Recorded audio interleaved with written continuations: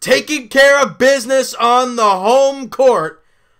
Raptors beat the Washington Wizards 130-119. Now this game started out great, got a little scary in the third quarter. We'll get to that in a little bit. First quarter, Raptors come out guns a-blazing, and they set a franchise record, of course, for most points in a playoff quarter with 44.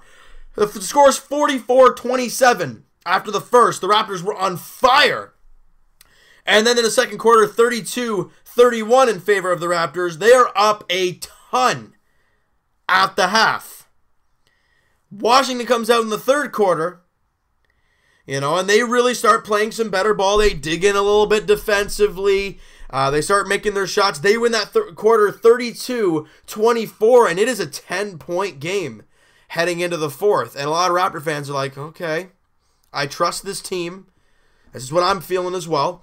I trust these guys. I know they'll find a way to do it. It's just a matter of how nerve-wracking it gets.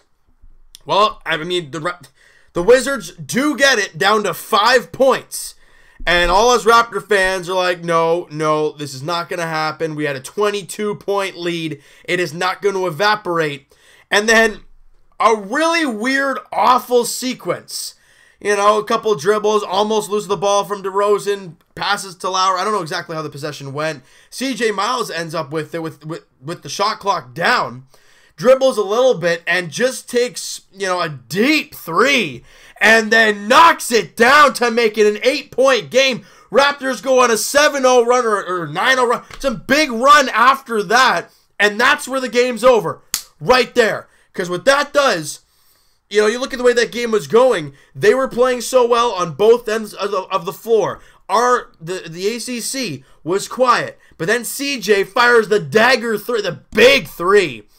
And then the team's back into it. The fans are back into it.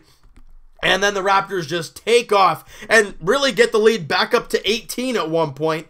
Yeah, they cut it down to 11, but, it was mostly Raptors there late in the fourth quarter. And we talked about it in the last video, guys. We said it's not, who makes a big run at some point in the game.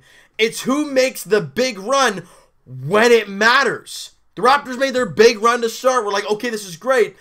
But they make their run at the end of the third quarter. When do the Raptors make their run? With 8 minutes to play, and they play it right to the end. They did that in game 1, and they did it in game 2. It's the runs when they matter, and the Raptors did so. They dug in defensively late in the game there. DeMar DeRozan ties his career high in points in a playoff game with 37. He was 14 of 23 shooting, 6 of 8 from the free throw line, 3 of 6 from 3, and a plus 23 on the floor. I got to say, guys, as much as we've talked about DeRozan, over the past year, about him defensively not being the greatest, he worked hard today. Lowry was terrific. Look, people are going to look at Lowry and say, oh, he only shot 3 of 10 and 1 of 8 from 3. Oh, playoff Lowry's here. Here he is. Look, he had 13 points, 7 rebounds, 12 assists. And he was a plus 27 while he was on the floor. Just because he shot the ball not the greatest doesn't mean he didn't have a good game. Lowry was great. Serge Ibaka has been terrific so far in the playoffs. Yes, he only had 10 points in the game on 4 of 11 shooting, but he brought the boom defensively. There were a couple of times Bradley Beal was checking Serge Ibaka, and Ibaka just stayed right with him, got down in his stance and was ready for him, and Ibaka got the ball. And then he had the jump ball. I remember that one late in the game, where Beal tried to, try to dangle him out, and it really didn't work. It hit, I don't know whose foot it hit, and then they get the jump ball. Obviously, they won the jump ball, but they got really nothing out of it. And the Raptors really got the final punch. And, of course, the Ibaka block there late in the game. That's always nice to see. 10 points, 8 rebounds for Ibaka, but 3 blocks. That's the big thing for him. OG, guys, again, we're not talking about him. Only 19 minutes played, but he had 9 points, 3 boards on 2 of 3 shooting, and he was a +5 on the floor, 4 of 5 from the free throw line. Good work out there, OG. And JV, guys, in only 23 minutes of work, but he had a double-double in the first half. I'll put that into perspective. He was all over the place in the first half.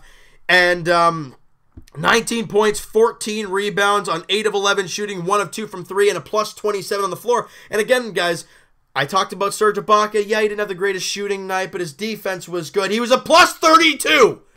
Plus 32. Ibaka was a plus 32. JV plus 27. Lowry plus 27. DeRozan plus 23. Hello? When those guys are playing the way they are, you're going to win a lot of games. And the Raptors won today. DeLon Wright with 11 off the bench. And CJ Miles. See, guys, the playoffs are a different beast. CJ Miles with 18 points in 22 minutes on 5 of 7 shooting. 4 of 6 from 3. 4 of 4 from the free throw line. He was great. And the Raptors come away with the victory. And I got to laugh at Bradley Beal a little bit here. He only had 9 points in the game on 3 of 11 shooting. 1 of 5 from 3. He was awful. I don't like bashing other teams because, you know, look, they'll go out there and play like we do. But Bradley Beal was awful. Gortat, awful. Gortat didn't have a point. He was 0 of 4 shooting. And, 3 of them were like nice little bunny hooks, like right but that close to the net. And he rims out. It's awful. And Bradley Beal, not only did he only have 9 points on 3 of 11 shooting and 1 of 5 from 3, he was a minus 34. That tells you right there. And Morris was a minus 31. And as much as John Wall was great out there, he was a minus 15. You know, it's just the Raptors, when they dig in defensively, these other teams, I mean, John Wall is great. Like, I'm not going to put it past him. 29 points, 9 assists. He's nuts. Great player. But you got to have supporting cast. You know, Mike Scott with 20 off the bench. Oubre with 14. Lawson had a great night with Ty Lawson with 14. But the rest of the team really didn't get the job done. And the Raptors dug in defensively late in the game. That's what they didn't do. The Raptors did. And like I said right off the top, they take care of home court. 2-0 series lead. And I think as Raptor fans, we don't go into the next 2 games and say, yeah, we want a sweep. I mean, would we like to? Oh, yeah, of course. I mean, who wouldn't want the sweep and win both on the road? That'd be great. But you want at least 1 game. Because then you have a chance to come home with a 3-1 lead and then take care of business on your home floor. Excuse me. Oh, my. But the Raptors, they do their job. And as much as we can say, oh, you know, they're only up 2-0, it's not over yet. I get that. But they've done their job so far. And no one's talking about them. And I love it. Because we're just doing our thing, getting our dubs. People can go ahead and talk about the Celtics. They can go ahead and talk about Cleveland losing to Indiana in Game 1.